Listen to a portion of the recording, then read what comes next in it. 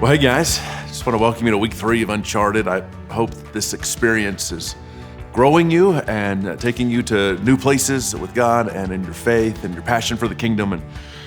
And this week, as we talk about uncharted priorities, we have this story with Abraham and his nephew Lot, and they are together, they and their families and all of their animals and possessions and all of the people that work with them, and they kind of come to this time where there's not enough land in the place they are for them all to dwell together in a way that would be peaceful and working well for all.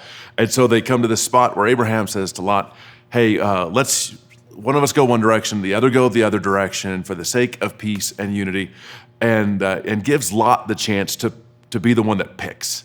And one area of land at the surface looked vastly superior to the other. And culturally and in every other way, the normal thing would have been for Abraham, who was the patriarch at this point, to be the one who said, I'm taking I'm staking my claim, I'm choosing first, and you're getting what is remaining. But he does the opposite thing. He has this open-handed approach, and we see a whole lot in this story about Abraham and his priorities, and a whole lot of principles for us as we think about what does it look like to order what matters most in our lives. And I think another thing about this story that just speaks to me in a profound kind of fresh way is I was reflecting, why would Abraham go against the norm? Why would Abraham hold on to this land so freely with such an open hand? Why would he approach it this way? Why were his priorities as they were? And as I reflected on the thing that empowered him to live this way was his own sense of identity. And we talked on Sunday about this whole idea that the way in which we see ourselves, and really more than that, the way in which we see how God sees us, the way in which we see our own identity is then which forms our priorities and then the choices that we make. And so the fact that Abraham had repeatedly been told, you are blessed. You are blessed. And so I think many times we go through life, even those of us that have experienced incredible blessings of all kinds, including material blessings, our identity is still a poverty mindset versus a blessed mindset. And we go through life sort of with this scarcity mindset that says, I don't have enough and there's not going to be enough, and I'm going to have to hold on tightly to hold on to everything I possibly can. And whereas Abraham, who knew who he was, knew that he had been called of God, blessed by God, given these incredible promises of God, he knew that God had so much in store for him, this incredible blessing, that became his identity. I have been blessed by God. And when that is my identity, it shapes my priorities, which shapes my choices. And we see it incredibly powerfully in this case of generosity here with Abraham. And so I want to encourage you to be thinking about what is my identity? Am I going through life looking at myself from a poverty identity or a blessed identity? Am I going through life seeing myself from an ownership identity where these things are all mine? Or am I going through life seeing things through a stewardship identity of I have been entrusted by the master, by the one who owns it all. He's entrusted me to steward well.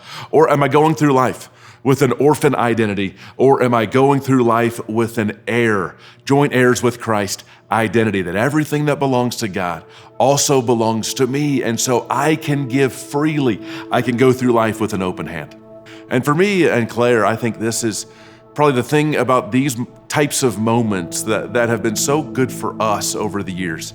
These moments where we are called to intentionally think deeply about how we're spending our resources because they're finite. One of the things that we talked about this week is this idea that because our resources, our time, our talent, and our treasure, that none of them are limitless. They all are finite.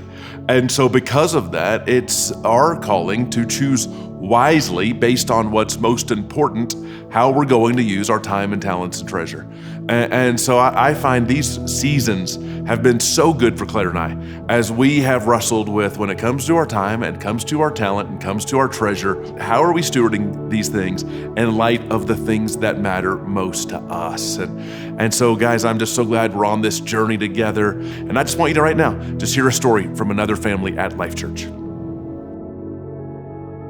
I was born and raised in Louisiana and was raised Catholic. Went to Catholic school my whole life.